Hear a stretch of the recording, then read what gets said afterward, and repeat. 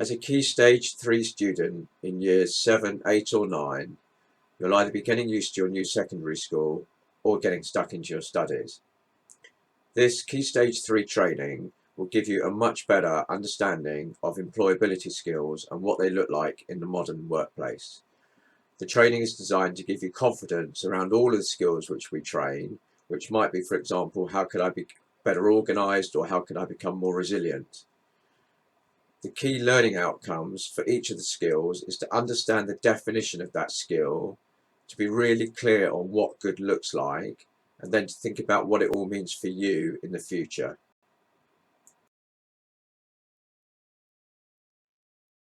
In 5 of the 7 modules, we use external videos in order to support the delivery of the training. We refer back to the videos and the key messages to make sure that the students understand them in the context of the skill that's being trained.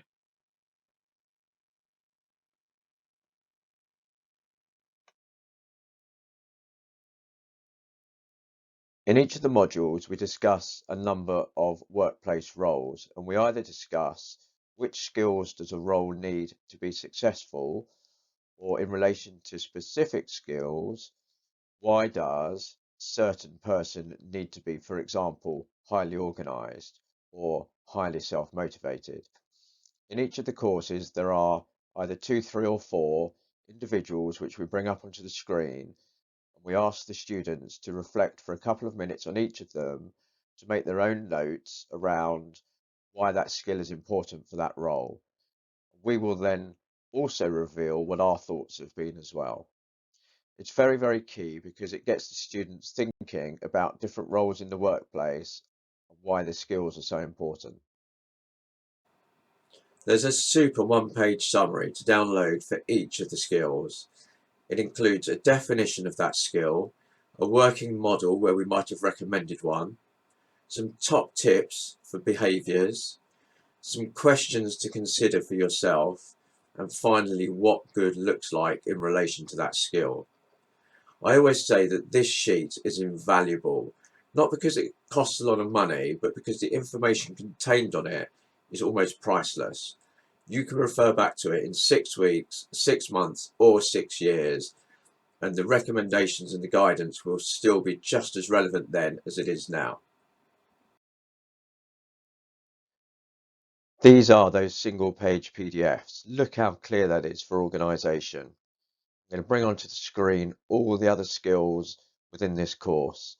They follow the same format, they're easy to read, and they include everything that I just talked about: the definition, the model, questions to consider, top tips, and what good looks like.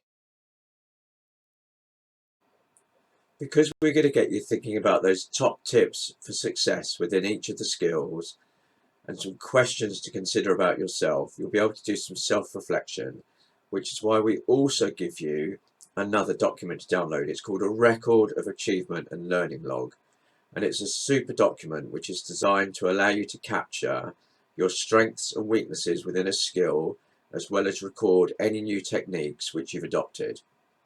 All of this is really good evidence then to build up for your personal statement and your CV. Okay, so let's have a look at the Record of Achievement and Learning Log. Okay, this is visually what they look like. So this is a summary for self-motivation. It includes a definition, some space to write or type notes around what you already do well, what are you going to do differently. And at the bottom, there's a table then for recording events or situations that have happened, and again, what you did well or you're going to try differently next time. This is a really good tool for capturing your learnings, being able to provide evidence to people in the future, either as part of an admissions process or an interview process, as to how you focused on developing your skills. I know as a previous recruiter that I would have been super impressed had anybody shown me this sort of documentation. Okay, that's enough of the overview. The course is going to be super informative for you. Let's get on to the next section.